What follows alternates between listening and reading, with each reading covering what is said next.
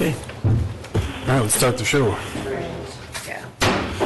We will call to order the Borough Assembly meeting for September 4th, 2018. Will the clerk please call the roll?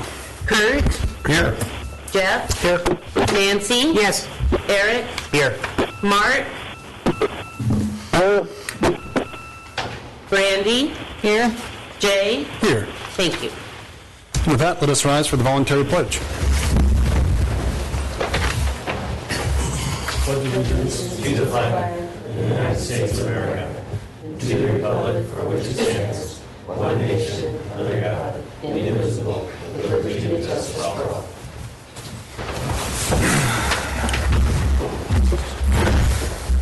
That brings us to the approval of minutes. We have minutes for June 4th, August 6th, August 20th, and I would entertain a motion to approve those. So moved. Second. Been moved by Member Miucci and seconded by Member Morrell. All those in favor say aye. Aye. Opposed? Passes unanimously.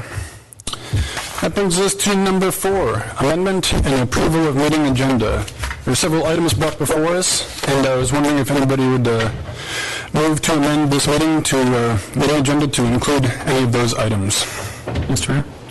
Yes, Member Miucci. Thank you, Mr. Mayor. I move to add to item 15C the letter of support for Trey Atkinson for his appointment to the Southeast Pacific Roadless Rural Public Advisory Group.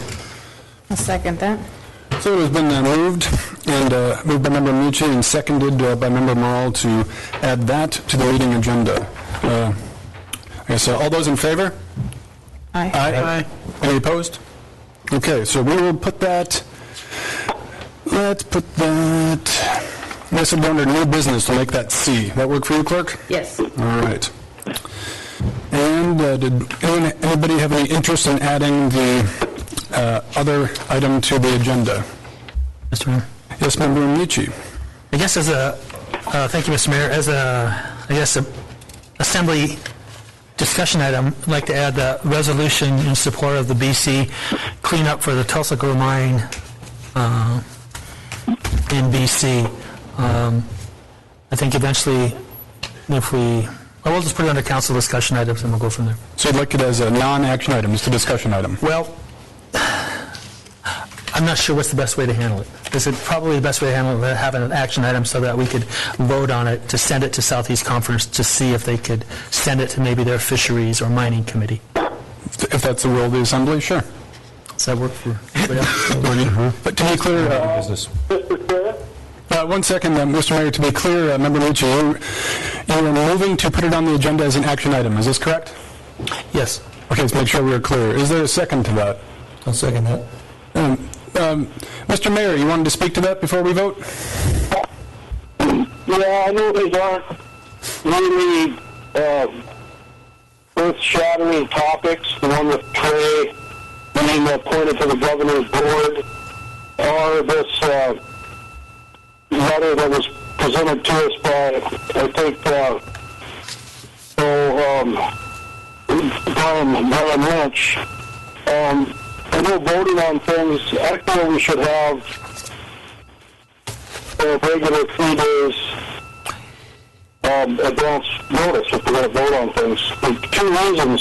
Trey, I know it's a time-sensitive issue, but they haven't even asked for names yet, so we have at least a week. There's another way we could approach that. I know we just voted to put on the agenda, but we could have a special meeting Friday. And this resolution moving forward to the Southeast Conference. Southeast Conference already has a resolution in opposition to the mines at the Trans-Boundary Rivers, and I believe the Tulsa mine is listed in that. That's just my comments. Thank you, Mr. Mayor. In that case, W, let's do this one by roll call, please. Wait, was there a second for that? Thank you, Ms. Member Thanks. Yes, Member Miucci.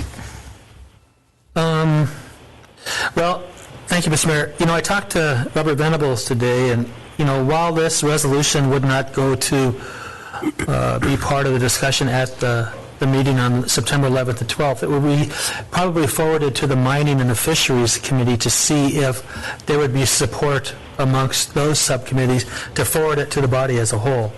I guess I was just looking for, I know the Troy Atkinson letter and this one were both towards the end of late last week, and I agree that we should have plenty of time for the public to comment on it, but I don't think there's anything, we can certainly postpone both of these things and have them at a special meeting if that's the case, but yeah, I just wanted to bring them up for discussion.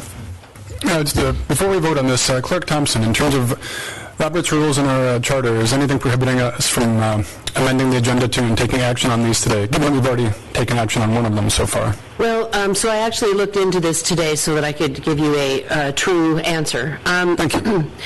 Number one, the Open Meetings Act does not deal with agendas at all, so we wouldn't be violating anything in the Open Meetings Act. The Code and Robert's Rules definitely contemplates amendment to an agenda, and it doesn't say whether, it doesn't specify that it cannot be an action item. So we do traditionally try not to add action items at the meeting because we do want the agenda to be posted so that the public knows what we're talking about. So if there was, something that may cost the borough money or something that's a bigger deal, definitely I, would caution you guys adding it to the agenda and taking action on it. But both of these are not costing the borough necessarily money. They are important topics. We could have a special meeting. The mayor's absolutely right about that. But the amendment to the agenda is definitely something that is contemplated in both Code and Robert's Rules and does not violate the Open Meetings Act. Excellent. And for myself, given that there's no monetary figure attached to this, I feel very comfortable moving forward on these today. So it's been moved by Member Michi, seconded by Member Rollhooter to add this to the agenda as an action item. Will the clerk please call the roll? Nancy? Yes. Brandy? Yes. Eric? Yes. Kurt? Yes. Jay? Yes. Jeff? Yes. Mark? Yes. And it passes unanimously. I will put that, that'll be under D, I guess, for new business. All right. That brings... And now we should... oh, yes. As amended. Exactly. Thank you, Thank Clerk you. Thompson. And now let's, I would entertain a motion to approve the meeting as the agenda as amended. So moved. Second. Moved by Member Michi and seconded by Member Morale. All those in favor, say aye. Aye. Opposed? Aye. And it passes unanimously. No, it's a no vote. He said aye. Yeah, he said aye. Yeah. It's all good. Thank you anyway, Mr. Manager. Got to keep them in line, though. It's a timing thing. Yeah. All right, we got it. That brings us down to public hearings, and there are none. There are no bid awards, which brings us to item 7, visitors' views related to the agenda. Anyone, please step forward, name and who you represent. Go ahead, Mr. Lynch. And as always, 5 minutes for all parties. Okay, thank you, Mr. Mayor. Good afternoon, Mr. Mayor and Assembly members. I'm Brian Lynch. I'm representing actually both myself and Rivers Without Borders here, and I want to address item 15D that you just put on the agenda. And I want to apologize for the late submission of this resolution for your consideration, and I just kind of lost track of the time to get it to you sooner, and I want to thank you for taking it up after all.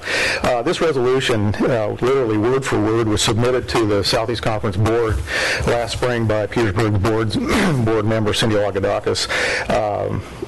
This resolution, to make it clear, is not anti-mining.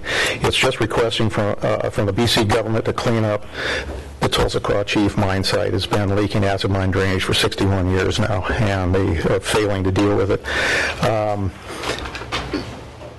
I think it's now maybe even more imperative that we push BC into cleaning up the site. There's lately been some economic news that Imperial Metals, the owner of Mount Poly, and the Red Chris mine on the Stikine, it's a big operating mine on the Stikine right now, that company is apparently in some pretty severe financial shape. Is a bankruptcy imminent? I really don't know. I can't say at all there. But if they do go to bankruptcy, we might end up with the second legacy mine on one of the transboundary rivers, one that is much, much bigger, and it could be even far worse, the effects of it, than Tulsa Quad Chief. That is, if nobody would buy the mine or take it over. It could start leaking, any number of things, acid mine drainage, whatever the case may be. And I think what this thing would say to the BC government, and I will provide addresses to send this to the Ministry of Energy and Mines and also the Ministry of the Environment to BC, so it can be, if you pass this, I would like to see it, or actually one of the recommendations for the Southeast Conference would be to send it to BC specifically. Literally inaction on the part of the Canadian provincial and the actual federal government agencies to the failure to enforce their own laws actually makes them literally complicit in the ongoing acid mine drainage. They have had more than enough time and opportunities to achieve cleanup of the mine by simply taking enforcement actions for violation of their own laws. They haven't done it, and they always find some reason. I prefer to call them excuses. Right now, they are using what I call the excuse of the Canadian bankruptcy laws, that they say they can't go in and do anything at this mine because they can't do anything that may reduce the value of the assets, which is a very convenient excuse. If that happens with Red Chris, who knows where that would end up? And that's I think it's a far more dangerous scenario. So anyway, I urge you to pass this on, and as Mark mentioned, and you talked about, how you would deal with this exactly, how it would be dealt with at Southeast Conference. I guess, I'm going to have to leave that up to you, and the representatives down there, who we end up sending there, Mark and whoever else, to how this is going to be presented to them. And I, take what Mark said seriously, that there may be some procedural things that need to be dealt with on this. I understand that, and I appreciate that. Anyway, thank you. Appreciate you taking this up. And if you have any questions, I'd be more than happy to answer them. Any questions for Mr. Lynch? Thank you. Brian, appreciate it. Mr. Haverlick, saw you with the hand up. Your name and who you represent, please. My name is John Haverlick, 1204 South Nordic, and representing the Public Safety Board, Sword Chamber of Commerce, and Fire EMS. We are doing a program on 9/11 at the Sons of Norway Hall, starting at doors open at 5:30. We'll be having some music, and the official program starts at 6. It'll be a potluck. We're inviting all first responders and the community to attend, and it's open to the public. And as we saw just this past week, we rely on our first responders heavily, and they may have even saved a life last week. It's just great to be part of a community where so many volunteers come out, care about people they don't even know, and are willing to help leave their jobs. The employers let them do that, and I would appreciate it if you would support those efforts. So my wife won't yell at me because I've already expended quite a bit. But I think it would be helpful for the 81 volunteers who put in over 5,000 hours to see that you're in their court, and you're supporting them because they're supporting all of us.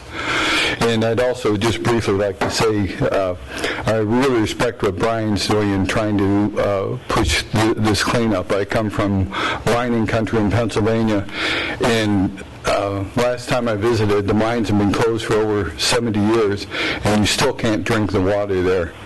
and it's just pitiful because people aren't taking care of the environment. They aren't doing cleanups. And I was lucky enough in '69 to be in Cleveland when the river caught fire. So it was. I know how important it is to stay on these companies and to be proactive, and I'd like to support that. And this last thing's a little bit off the subject, but I walk 6 to 10 miles a day just because I've got nothing else going on. But I often see people in their cars and trucks with little dogs on their laps and wonder who's really doing the driving. And I just thought I'd put that out there because I wonder if you're wondering that. Anyway, have a good day. Thank you, Mr. Haverlick. I have a question for John. Oh, yes, of course. John, do you want us to do a survey on who's driving? Would you like us to develop a I survey? wish you would, because I'm not as fast as I used to be, Okay. and it worries me when I see the little dog on the steering wheel. We'll see if we can keep it with no fiscal note, but we'll try. Oh, thanks, yeah, thank you. I knew I came to the right place. Thank you again, Mr. Haverlick. Any other views related to the agenda today? All right, seeing none, that brings us to visitors' views unrelated to the agenda, which would be things like dogs and driving, like Mr. Haverlick brought up. Any of the sort? Nope, seeing none. That brings us on to board, commission, and committee reports. Seeing none, we'll move on to the consent agenda, which has nothing. Brings us on to a report of other officers. We've got our DC lobbyist, Seb O'Kelly, here, and he'd like to give us an update. So proceed, please. And thank you, Seb. Sure.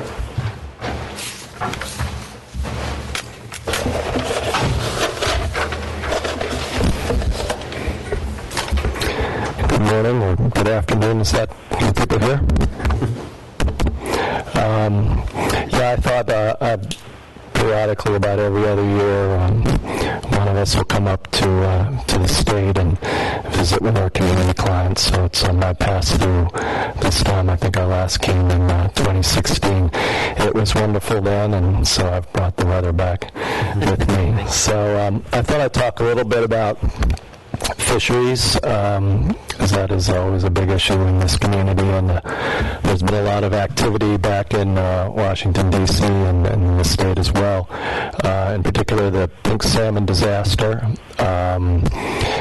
Congress appropriated earlier this year $200 million for 12 fisheries disasters across the United States. The next process was then up to the Department of Commerce to determine how much should be allocated per fishery, and they've allocated $56 million for the 2016 pink salmon disaster. It was the largest amount of the 12 fisheries that were so designated. The next part of that process was the state had to work with various constituent groups within the state to determine a kind of what's called a spend plan for how that money would be allocated. And the state has decided to allocate the funds to a combination of fishermen, processors, municipalities, and research. And so the breakdown, that plan has now been submitted to NOAA. I think the public comment period was very short, through September 7th, at which point NOAA will make a decision whether to make any adjustments or go with the plan as is. At that point, NOAA cuts a grant to the Pacific States Marine Fisheries Commission, which, in the interest of full disclosure, is a client of ours as well. The commission serves as basically the check cutter. So anticipate probably the commission finalizing its process and applications and so on and so forth by the end of the year. But I want to talk a little bit about the allocation and the breakout and the criteria that will be used in distributing the relief, because you will have fishermen, processors, and the borough itself as active participants and recipients of this funding. The allocation, $4 million off the top, will go to research to look at the causes of the pink salmon decline. That will go to both federal, I would suspect, state researchers. Fishermen are due to receive $32 million. The formula for the distribution of that aid is the fishermen will have to report their landings for 2016 of pink salmon and their landings for the 5 previous even years. The decision on how much the individual fish permit holder will receive will be the delta between what the catch was in 2016 versus the average of those 5 previous even years, multiplied by 82.5%. So on the processor side, $17.7 million has been allocated. The processors will have to show their loss for that year, and they have to have a plan for allocation of 75% of the amount that individual processor receives to the processing workforce. So this is a new, I've been around a lot of fisheries disasters, and this is the first time I've seen those decisions made. So this will be a new process, so it'll probably take a little bit of a while to sort out. Obviously, the processors are going to have to identify who worked for them in 2016 and find out where they are, come up with what the cutback or reduction in hours were. So it'll be a little bit complicated. The last part, $2.4 million. Will go to municipalities to offset the loss of revenue from the declining fish tax that took place in that year. And again, the delta will be the 5 even years of pink salmon landings taxes in the 5 previous even years versus what the landings were that year, and that's the amount that the municipalities will receive. So the Commission has a lot of the data, particularly on the landing side. So one of the issues will be, people want the checks to go out quickly, but we've seen in past disasters, we do see fraudulent claims occasionally submitted. Not very often, thank goodness. The Commission actually will have people's individual landing status, so if they want to go back and check and see if a claim is legitimate or not, they're going to be able to check, and they will find out. So, please encourage your constituents to be honest in this process. It also makes it go more quickly for those who are doing it the right way. The other big issue I think that's happening in fisheries, it's been in the news quite a bit, is the whole discussion about tariffs with China. The Chinese have imposed a 25% tariff on U.S. seafood exports. We have imposed a 25% tariff on Chinese seafood imports. This is obviously a big concern for the state, given the importance of this industry and how much seafood is exported from the state to China.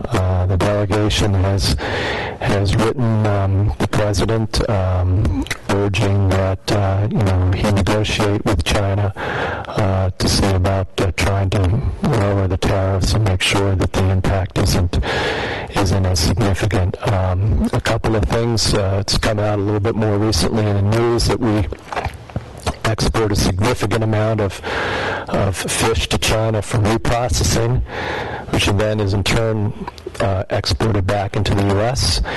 The Chinese have exempted those products from paying their 25% tariff.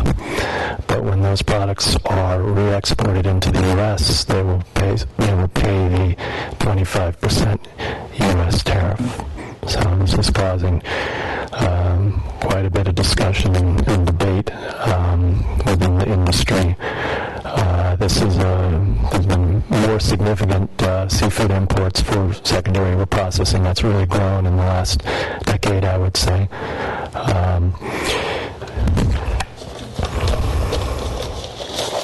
I thought, too, maybe there's other issues dealing with the Magnuson-Stevens Act. The House has passed a bill sponsored by Congressman Young.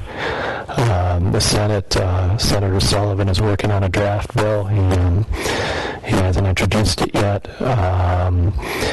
The bill makes a number of changes to fishery policy. Probably the most contentious or the piece of it that's received the most attention is a change in the rebuilding period for overfished fisheries. That's less of an issue up in this part of the world because fisheries are sustainably managed. It's more of an issue in some of the lower 48 fisheries where there's been significant overfishing and there have been significant quota reductions. And even with those quota reductions, there's been difficulty, meeting the 10-year rebuilding goal. So I think there's a reasonable chance we'll see a bill introduced in the Senate. Will we see one passed into law? That's a little harder to estimate. I did want to touch a little bit on the Tongass. I think I won't talk about the roadless rule. That seems to have gotten a fair amount of attention, and you guys, I'm sure, are pretty up to speed on what's being discussed there. But there's another initiative called the Central Tongass Project, which the Forest Service put out a notice back in August with public comments to September 24th, and also plans for hearings in a number of the southeast communities, including Petersburg, but with no date yet set. And the Central Tongass Project anticipates going through a full scope EIS, draft EIS, public comment, more hearings, and final EIS. So it's kind of an early notice on some of the things that the Forest Service has planned for this region, both in terms of timber cut and recreational amenities and trails and stream restoration. Some of the things the notice calls for, I think 67 miles of stream restoration, extensive invasive species work, construction of 150 stream crossings or rehabilitation of 150 stream crossings, 60 miles of motorized trails, 300 miles of pedestrian trails. On the timber side, 150 million board feet cutting of old growth and 80 million board feet cutting of new growth. Draft EIS is due out in April of 2019. I think final EIS and record of decision sometime in 2020. Concurrently, Senator Murkowski has included language in the Senate FY19 Interior Appropriations Bill calling for a new plan amendment to the 2016 plan amendment. This project is expected to move concurrently with the development of a new plan amendment. I don't know how they'll finesse that from a legal standpoint, but that's what they're calling for. So. On the roadless rule, I just touched the Farm Bill conferees, the House and Senate Farm Bill conferees meeting today. The House bill does include a repeal of the roadless rules application to Alaska. That provision is not included in the Senate bill, so unsure whether it will survive the conference. But separately, the administration is moving forward, as you know, with a regulatory process to examine this issue with new hearings, I think, scheduled for the end of the month. A little bit of an update on Scow Bay. I know that's an important capital project here. All three members of the Alaska delegation have weighed in with the Department of Transportation in support of your grant application for funding with the department under Build Act monies. So that's a positive development. It's not an assurance that DOT will fund the project, but they certainly, when they hear that there's strong political support from the congressional delegation, that's a helpful thing. I thought too, probably talked enough now. If you guys have any other questions on federal issues, I'm happy to answer them. I know you all get, and I hope avidly read our quarterly federal reports. So I'm happy to talk about any of those issues or any other questions you have on what I just raised, or any other federal matters you want to touch on. Questions for Seb? Sure. Go right ahead. Sure, Seb. So being as that there's $56 million being dispersed this year for the disaster relief from 2016, reported catch rates stay as low as they are for this season, there'd be a good chance for fishermen to be able to seek disaster relief for 2018 as well? Yes. No, not for it wouldn't be for this go round. It would have to go through the same process that we just went through with pink salmon. So the process works accordingly. Fishery is in trouble. People aren't landing species. They petition, usually the state Fish and Game, and they petition the governor for a fishery disaster request. The governor then sends a letter, formal letter, saying we have a fisheries disaster. It's not caused by fishermen. It's caused by natural reasons. That's a key part of the determination and the legal determination. Sends a request to the Department of Commerce. The secretary then gets input from the National Marine Fisheries Service, and then makes a determination, yes, a disaster occurred. Usually there's some kind of cost estimate that goes with it at that point in time. This does take a while, all right? The secretary right now has 14 or 15 pending fisheries disasters that he has not made a decision on. It includes 2 requests from Alaska, the Gulf of Alaska, Pacific cod, which the governor sent a request in earlier this year, and then just the last couple of weeks for Chignik red salmon, or one of the salmon runs. So the process, again, at that point in time, the request goes to Congress. Congress has to appropriate the money. Again, it takes a bit of time. The money is appropriated, then we go through what I just explained with the state developing a SPEN plan, grant going to the Pacific Marine Fisheries Commission, and then final applications, funds going out the door. It's a slow process. People are always, trying to find a way to expedite the process. Members of Congress want to expedite the process, so they've put in deadlines for the secretary to make his decision once he gets a request from the governor. He tends to sit on the requests for a little while past that deadline. A lot of times because they're anticipating that there are going to be other disasters occurring in other parts of the country, and so they kind of want to review them all at once. So that's a delay, and then Congress doesn't always pass appropriations bills on time, and then sometimes these initiatives are funded through emergency supplementals, and emergency supplementals tend to move driven by major hurricanes, I would say. So the fisheries would be a smaller piece of a larger disaster request that deals with some hurricane has occurred, and so the combination of all of these things, I'm giving you a very long-winded answer here, it kind of explains why this process moves kind of about 2 years behind when an actual disaster occurs. But the short answer is yes. Thank you for your clarification. Sure. Thank you, Mr. Mayor.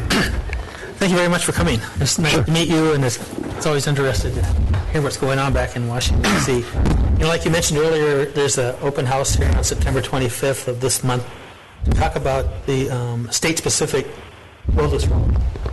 And several months ago, we passed a resolution, a little bit divided about whether or not we were going to support the wilderness rule. But during that whole process, it was really difficult for me to sort out what impacts it has to local economies, either the wilderness rule or the state-specific.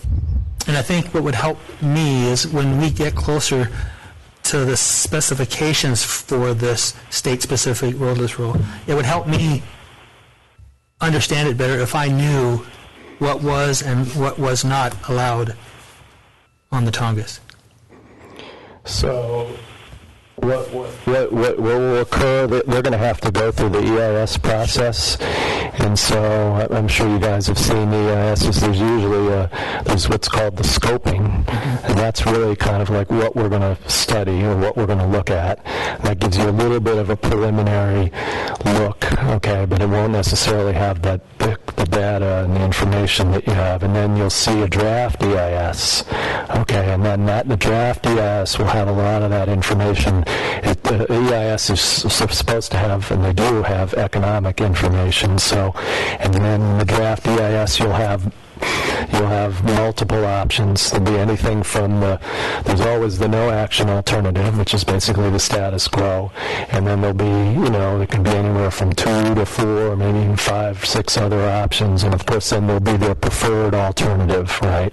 And the preferred alternative becomes where the focus is. There'll be another round of comments, final EIS, record of decision. It's a long process. Even this administration has implemented a number of procedures to try and to move the EIS process along more quickly. But even with those changes, it's going to go through a fairly long and deliberative, and you guys you'll get information. You'll get at least some of the information, or you'll get enough information that you'll be able to drive additional questions off of that, and hopefully have them addressed as the EIS process goes forward. And of course, we'll want to know, if the Assembly takes a position, or however you guys come down on these different issues. We like to be kept informed, and we get your resolution, so we know it is what it is that's of concern to you all. Thank you. Mark. Any questions for Seb? Yeah, thank you. My name is Kurt here. I was just curious about the reauthorization of the Magnuson Act, and one of the things that I thought I might have read in there was resource management of resources that impact fisheries financially. Is that still in there? Is that something that our senator's working on to keep in there or add to reauthorization? Can give me a little bit more detail? I thought I was reading somewhere where they were trying to add to be able to manage other resources that are affecting fisheries financially. So, to be specific, possibly the sea otters could possibly be involved in that. Some of those other sort of issues. So one change that they are making under existing law, when fishery populations, whatever the cause, reached below a certain threshold amount, they're classified as overfished. That's the technical classification, and that triggers a rebuilding plan. As I'm sure you guys all know, there can be many reasons for a fisheries decline. That sometimes fishing is the cause, the primary, maybe almost the entire cause, and other times there are environmental conditions. There's what happens out in the ecosystem in terms of other predators. There can be other man-made causes as well. We see this with dams and what have you down in the Pacific coast. So there is a change that the HR 200 does change the definition between overfished and what they now call depleted. So if there's a fishery that's been affected, like by sea otters, for example, and the managers determine that the cause of the decline and that those species are now below their threshold amounts, that it's not due to fishing, it's due to other causes, that fishery will be designated as depleted, not as overfished. So I think that's a more, kind of a more honest way to approach the designation. I don't know if that's exactly where you're getting at. Now, I will talk a little bit about the Marine Mammal Protection Act, because that's where we manage marine mammals. Senator Sullivan, who's chair of that subcommittee, has had hearings on reauthorizing the Marine Mammal Protection Act. It hasn't had changes to it in many, many years. So he feels it's due for a fresh look. I don't think we'll see any legislation this Congress, but next year it could move forward a little bit more. We're very familiar with this sea otter issue. It's affected other southeast communities. We have been contemplating or tossing around within our office the notion of trying to permit a greater delegated authority for the management of the species to not necessarily, well, the state would like to see that. It's a little bit of a lift, but possibly the tribes as well. We do have in a number of our marine mammals, we have the tribes involved with data collection and monitoring and observing, but not necessarily in the management and the management decisions. So it would still have to come under, certain things with, sustainable levels of harvest and, those sorts of things. But we'd like to see if we can maybe push a little bit more in that direction and see where folks come down. So those are all kind of ideas. It's really ideas at this point in time. I know Senator Sullivan really wants to weigh in a little bit more on an AMMPA, and it hasn't gotten significant legislative attention for a number of years. Most of the changes in policies and developments that have happened have occurred in the regulatory side. So I hope that gets to where you're going. Well, maybe after a few more years of fisheries disaster relief funds coming into Southeast for, the woolly ducks and sea cucumbers, and, abalone and crabs and stuff, maybe then they'll take notice of them. Okay, thanks. Sure. Yeah. Anything else for Seb? Hey, thank you so much for coming out. Sure, thank you very much. We'll have Petersburg Medical Center CEO Phil Hofstadter give us an update. Thank you, Phil. Thank you. Good afternoon. Phil Hofstadter, Petersburg Medical Center CEO. The only update I had was this Friday, September 7th, we are having our board strategic planning session from 1 to 4. I believe I sent you a draft agenda. Yep. It'd be great if some assembly could be available or just in the audience. I'm sure we're going to be discussing the facility and setting the priorities for the next 3 to 5 years. Thanks. Any questions for Phil? Good. Look forward to Friday. Okay. All right. That brings us, if I've got this right, to the mayor's report. Do I have that right, Clerk Thompson?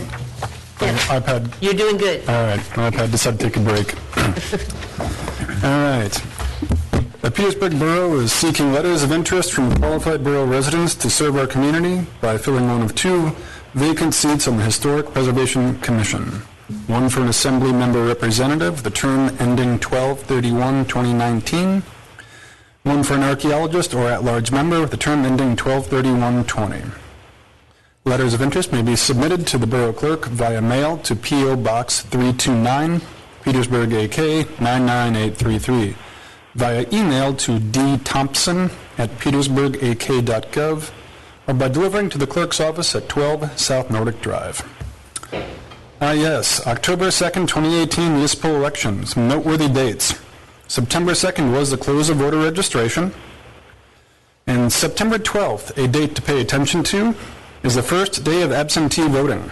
Absentee voting will be held at the borough offices Monday through Friday, from 8 a.m. to 4 p.m., September 12th through September 28th. Absentee voting will be open Monday, October 1st from 8 a.m. until 12 noon. That's the day before the election. Got it. It is also offered by mail and electronic submission. I highly encourage anyone who wants to vote early to do that. Show up and absentee vote, less lines. You can have a sticker in the middle of the week. You don't have to wait till the day of the election for the great I voted sticker. Please vote. And the last day to request an absentee ballot by mail, September 27, 2018. And September 28th is the last day to file as a write-in candidate. Any questions regarding the October 2nd, 2018 municipal election should be directed to Clerk Thompson at 772-5405 or by emailing dthompson@petersburgak.gov. And, very important, election officials are sought. Clerk Thompson is seeking for qualified borough voters willing and able to serve as an election official on October 2nd, 2018. If you're interested, please contact Clerk Thompson. We need good people to help with the election. A bookend to all that is, since this is Clerk Thompson, correct me if I'm wrong, but we have candidates for every single seat this year, yes? There's no empty seats? There is actually one empty seat. Well, it's not empty. He's filed as a write-in for that seat, so you're correct, yes.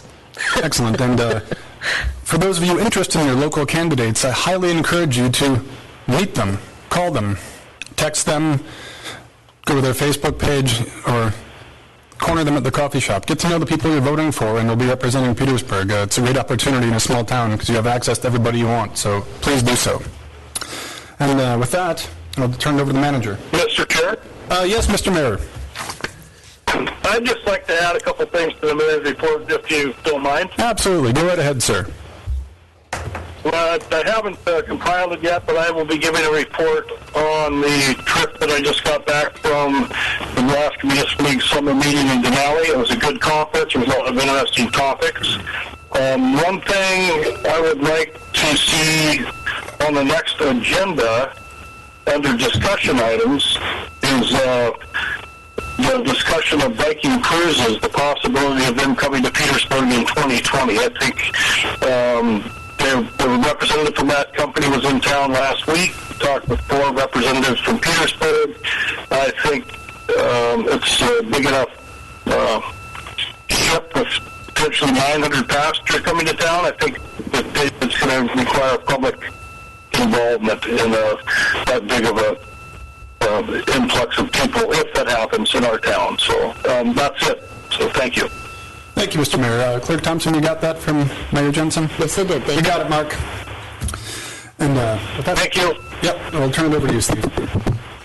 Thank you. Fall basketball registration is now open. Practices start on September 10th. This is at Parks and Rec. We're seeking motivated volunteers to help coach practices or perform timekeeping or scorekeeping jobs. If you're interested, please email Julie at janderson@petersburgak.gov. Partnership with Search, Wave, and the library and Parks and Rec went really well. Got a great run offered to the community on August 24th. This was to bring awareness to the murdered and missing Indigenous women of Alaska. The run started up near the PIA building and finished at the community center with a final native drumming presentation and celebratory bounce house fun in the gym.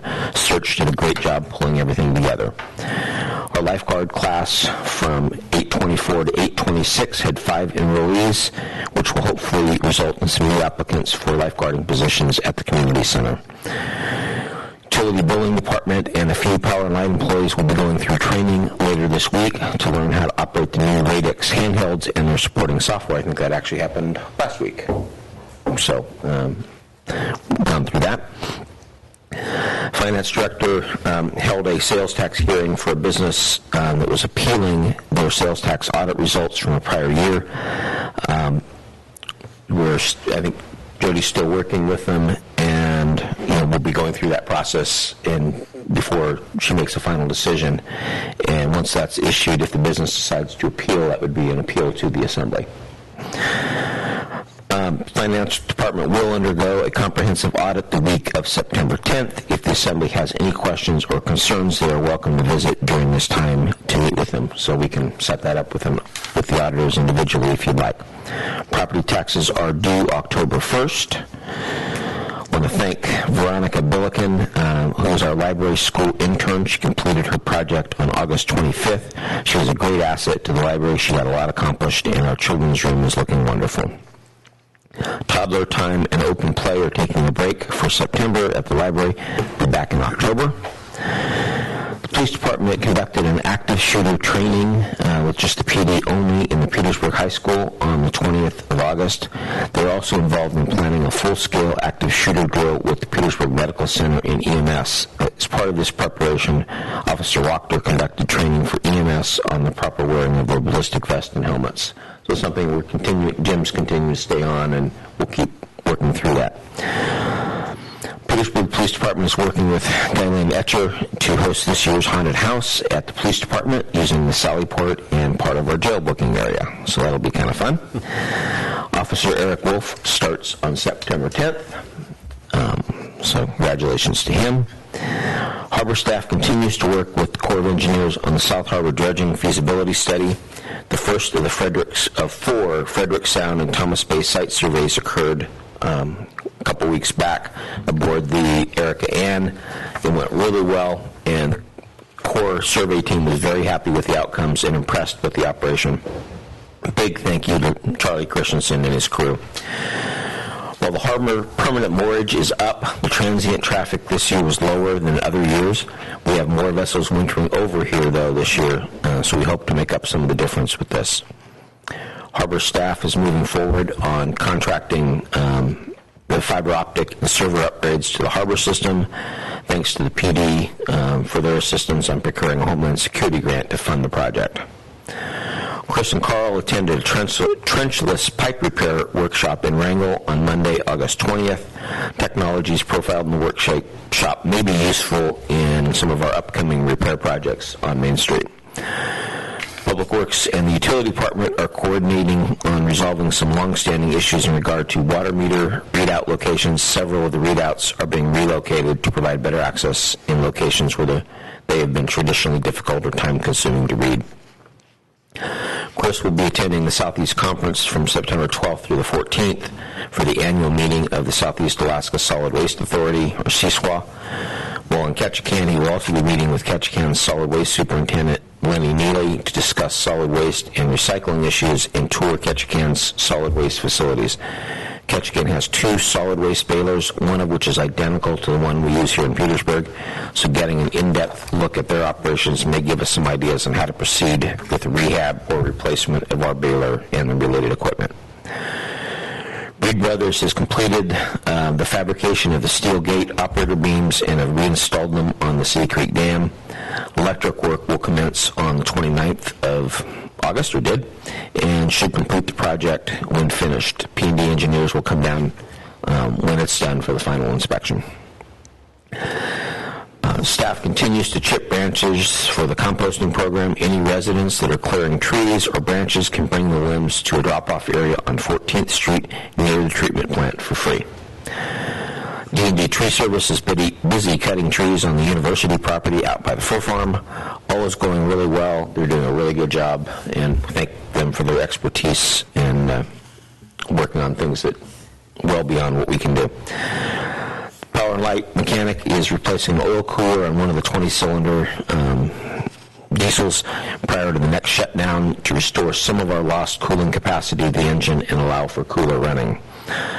The next Tyee shutdown of 2018 is, and the corresponding diesel generation run at the power plant is now scheduled for Saturday, September 8th. SEPA plans to inspect the Tyee Lake Power Tunnel with a submersible ROV, and they'll have a better idea of the condition of that power tunnel. A local outage from Twin Creeks out to Blind Slough may be also required on Saturday the 8th to facilitate some line clearing around the borough's 24/9 distribution lines. If an outage is needed, the department will give as much notice as possible. Junior Firefighter Program is recruiting for the 2018-2019 program. They will meet on Monday nights, and we highly encourage some of our local youths to get involved. It's a really good program. And Sandy also participated in the active threat training at the police department, and thanks to Officer Wachter, fire continues to train on Thursday nights, EMS on the 2nd and 4th Wednesday nights, and SAR on the 2nd and 4th Tuesday nights. So thank them for all of the volunteer work that they put in. That's it. Any questions for the manager? All right, thank you, Steve. Appreciate it. And that, everyone doing well? Everybody need a break or anything? Feeling good? All right, just checking. There is no unfinished business, so that brings us to new business. Southeast Conference Annual Meeting. I will read the action here.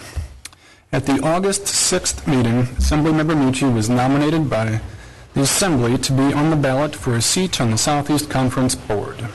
Board members will be chosen by the Southeast Conference representatives at the annual meeting in Ketchikan from September 12th through the 14th of this year. In the Assembly travel and training budget for fiscal year 2019, the Assembly approved one member to travel to the conference. Mayor Jensen is the borough's Southeast Conference representative and will be traveling to the annual meeting.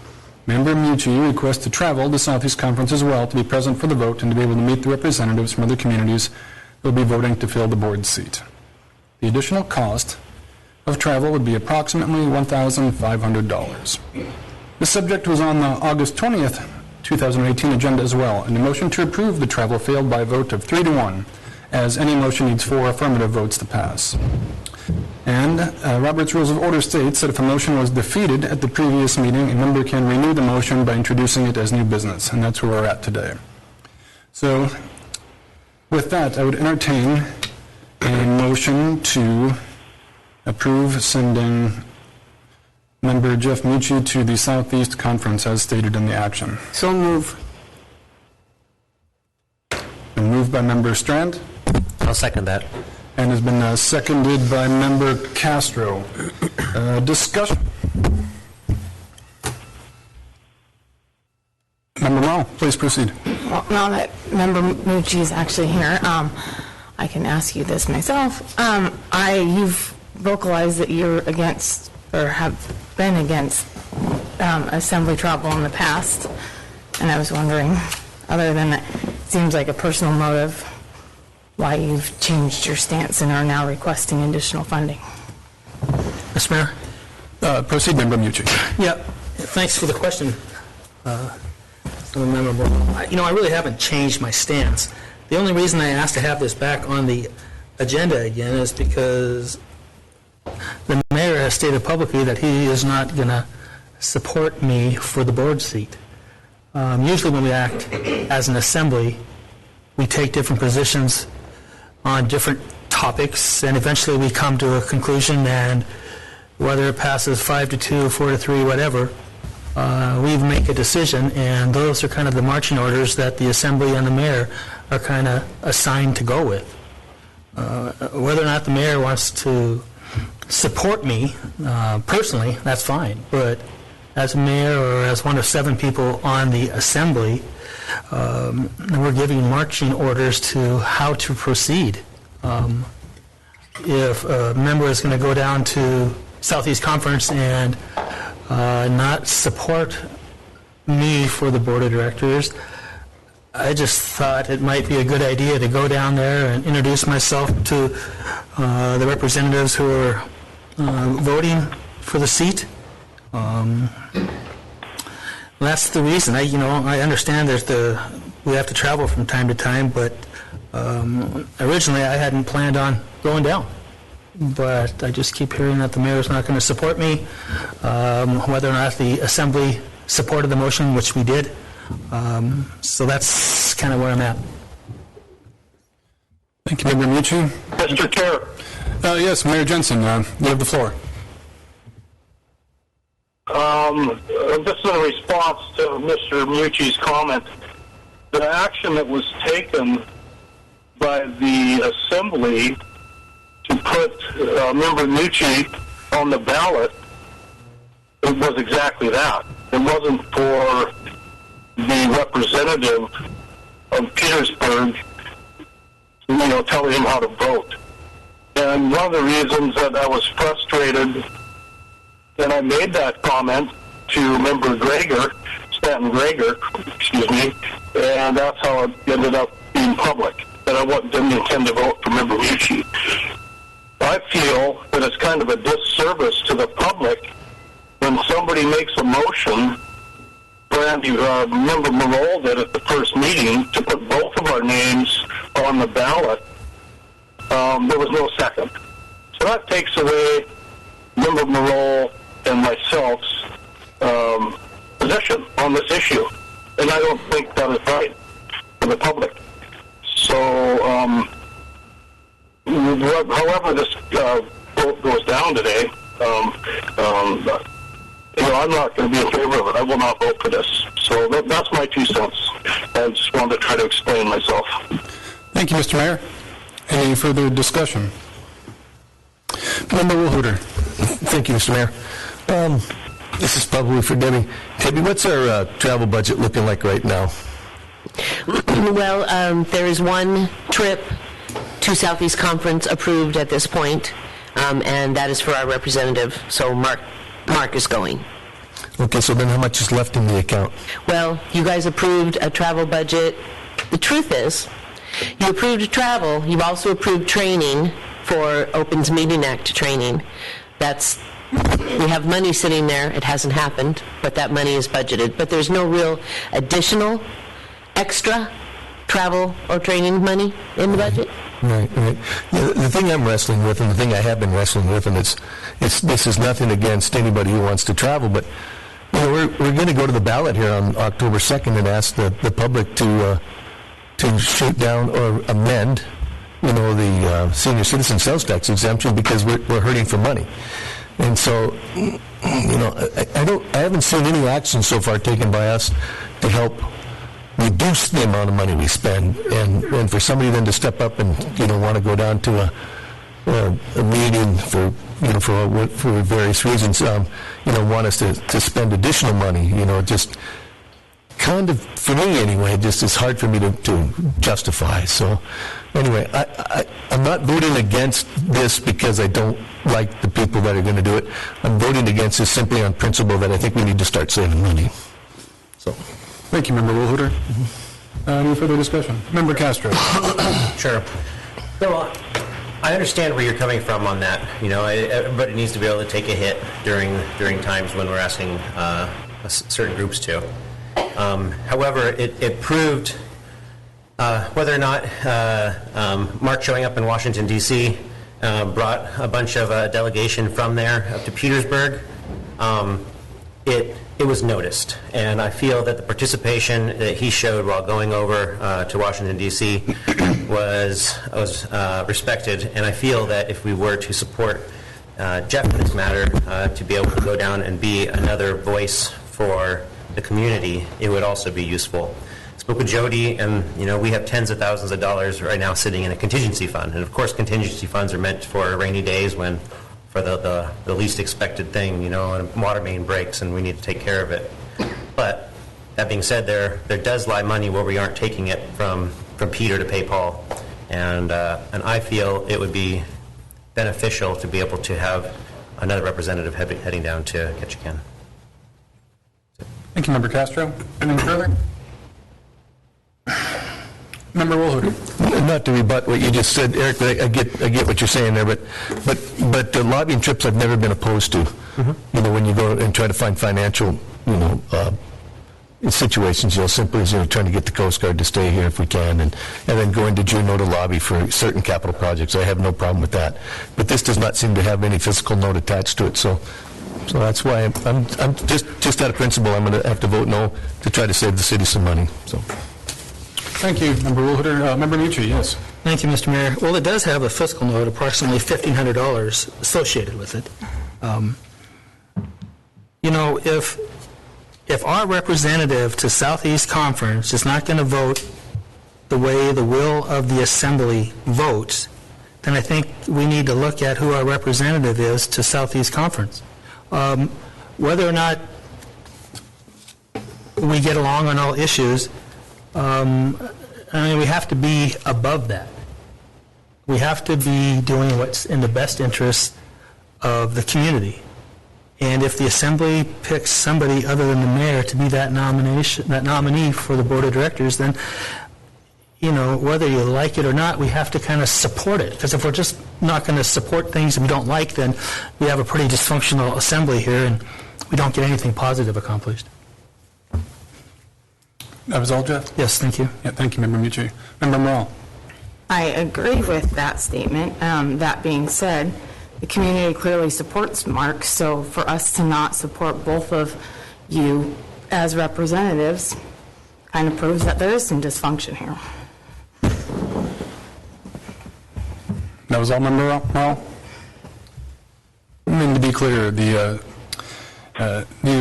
Assembly's decision on who to nominate, and that was well within our purview to act the way we did and followed all rules and regulations, and by Democratic nomination, Member Mucci was appointed, and that's where that's at right now. Any other further discussion from the Assembly?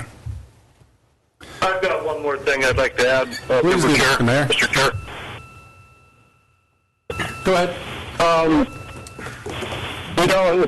going to bring it up again. Just to not second the motion, this same Assembly did this in January, and the second motions that were made by Member Borough to put people on the SEPA board. And without any discussion, it appears to me like some of these votes are determined before the meeting even starts. So, can you clarify your statement? Would you be willing to clarify that statement a bit, Mr. Mayor? I'm not sure I understand. I'm just getting back to not seconding the motion for the sake of discussion, to listen to everybody's opinion. When someone makes a motion to do something, there's no second. It just takes that person's voice right out of the Assembly process. Thank you, Mr. Mayor. I admit I was confused by the insinuation that members of the Assembly were making decisions before they sat down. I'm not sure if you wanted to clarify that or not. That seemed like it was bordering on an accusation of the Assembly. All I would say is it just appears that way to me. I'm not accusing anybody of anything. Thank you for the clarification, Mr. Mayor. Any further discussion? I think I'll weigh in my 2 cents for whatever it's worth. I mean, I also start by saying I do not want to spend $1,500 to send Member Mucci to Southeast Conference to advocate for representation to Petersburg. I don't want to do it because ordinarily our voting member, who is our mayor, would be advocating and lobbying for a representative on the board of directors. But that isn't the case this time, and that's not something I've encountered during my time on the Assembly, where our mayor has clearly stated that he will neither vote for nor advocate for our nominated member for the board of directors. That's, again, something I've not encountered in my time on here. And given his refusal to follow the will of the Assembly and working to deny, really, our community representation at Southeast Conference. I mean, without Jeff on that board, we don't have representation. Petersburg will have no representation at Southeast Conference on the board of directors, and we have a real opportunity to gain that right now.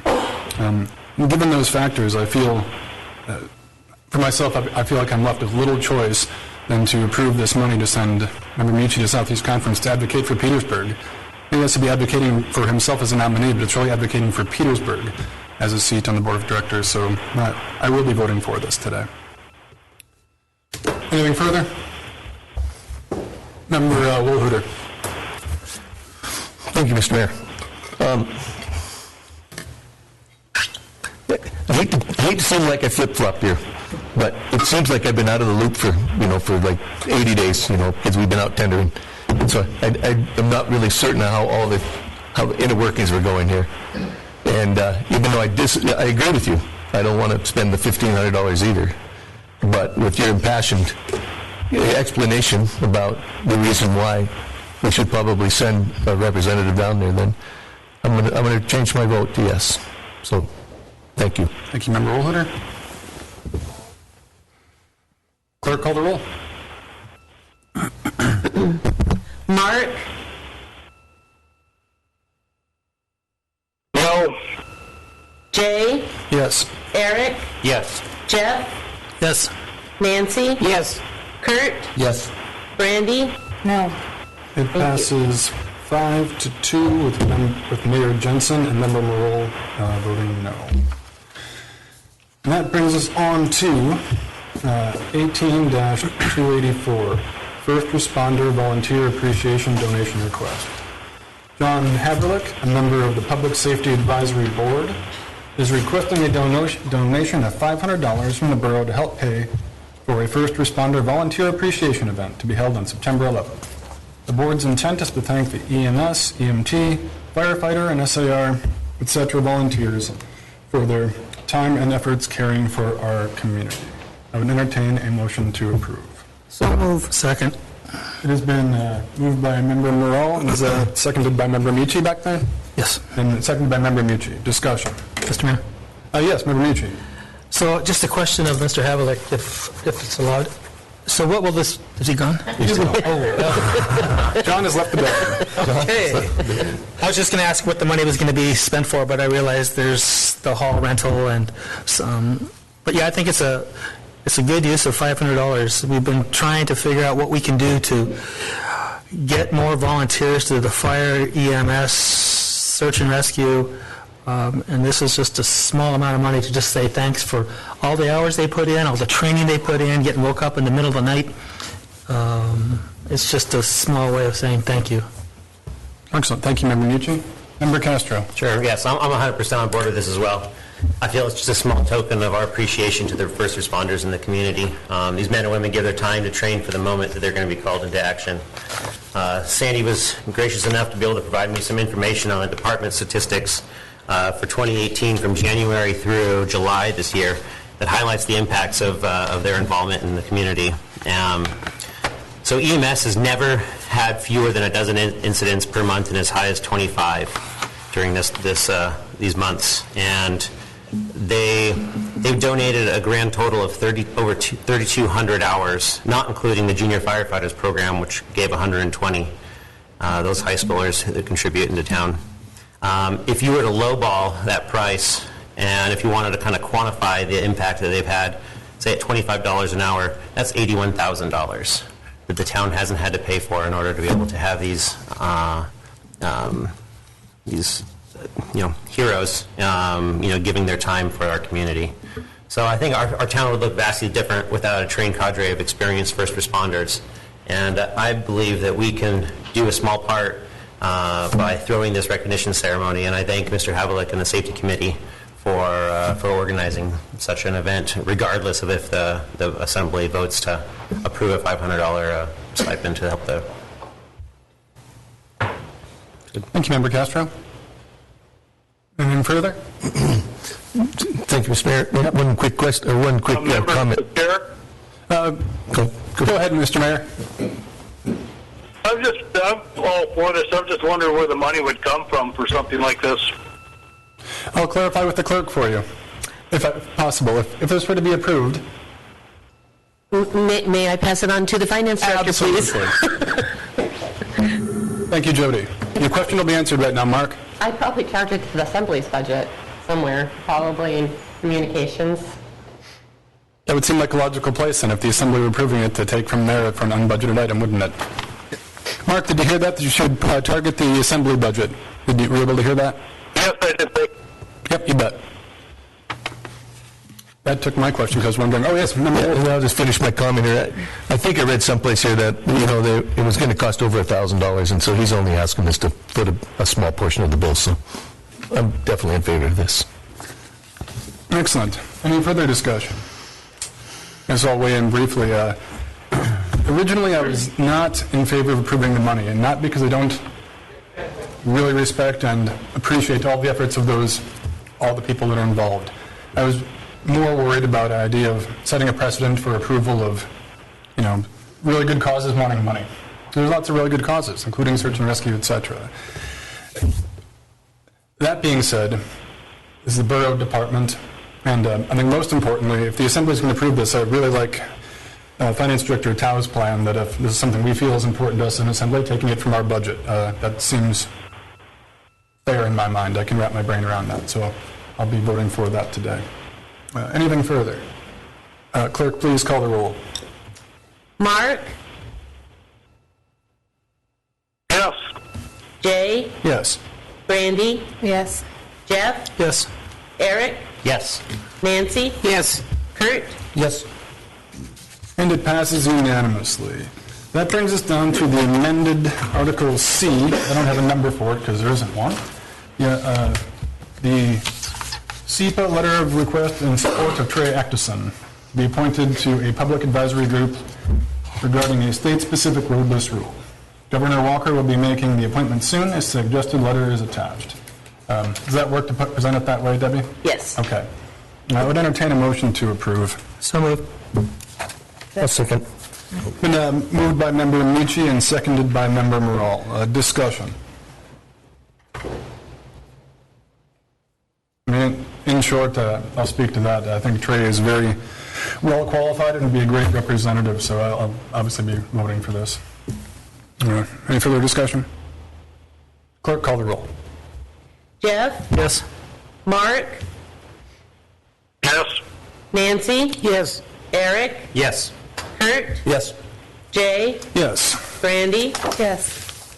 Passes unanimously. And that brings us down to D, which I will title the Resolution in Support of the British Columbia Cleanup of the Tulsa Chief Mine. Does that work for a heading for it, Debbie? Yes.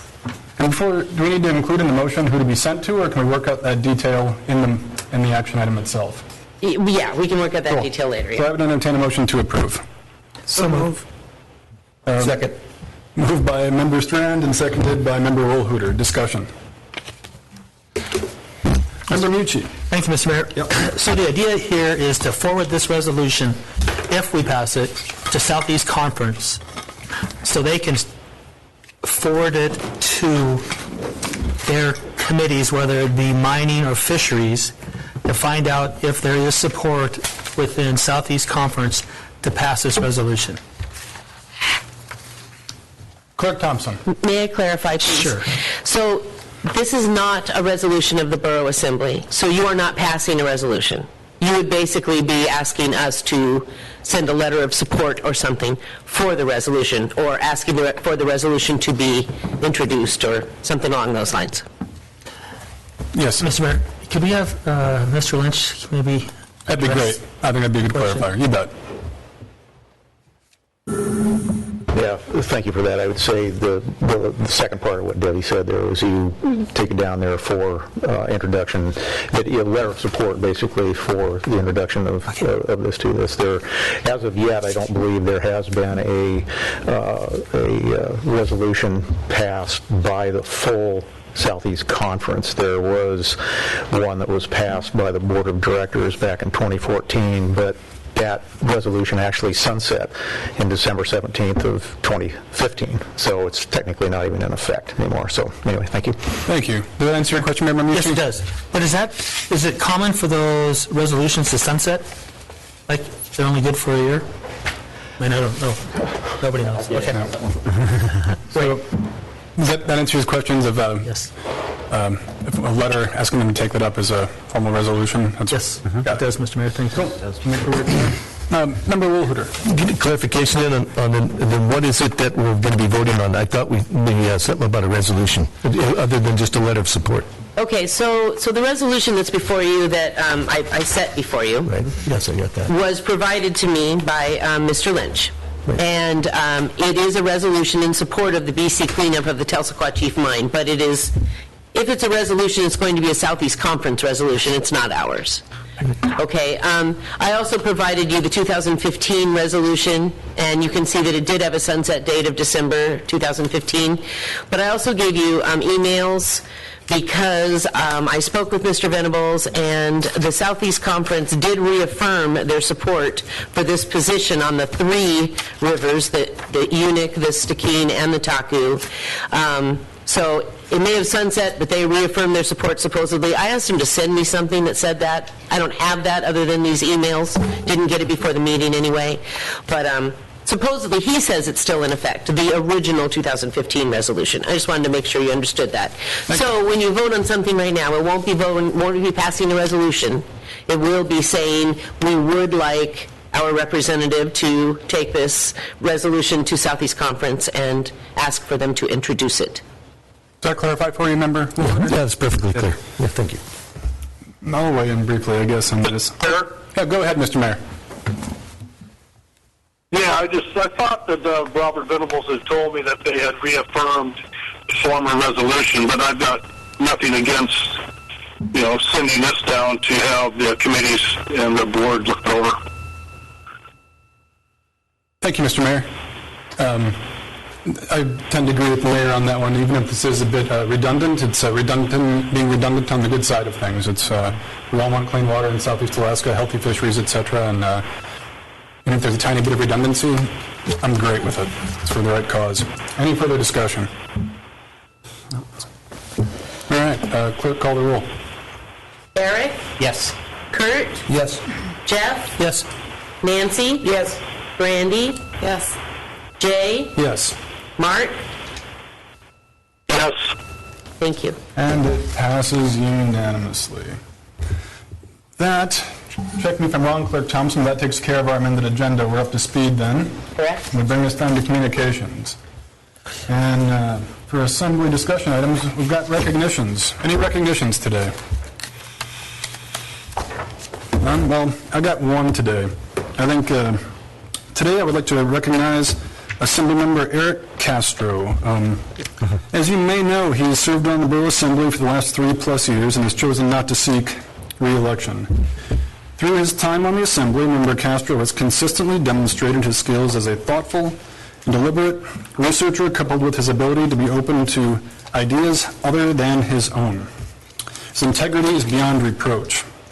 For me, what I've appreciated most from Member Castro is our ability to disagree with civility and respect. I see that as a very important skill, being able to disagree civilly and respectfully. And the other thing that I really value with Member Castro is, and for those of you listening, this is his deal. His only motive has been to serve our small community the best of his beliefs, the best of his abilities, to serve everyone in this community, whether it's Scow Bay, Farragut Bay, downtown. Eric's been working for everyone, and it's been a pleasure working with him. So thank you, sir. Thank you. Any further recognitions? And that, I would entertain a motion to adjourn. So moved. Second. All those in favor? Aye. Aye.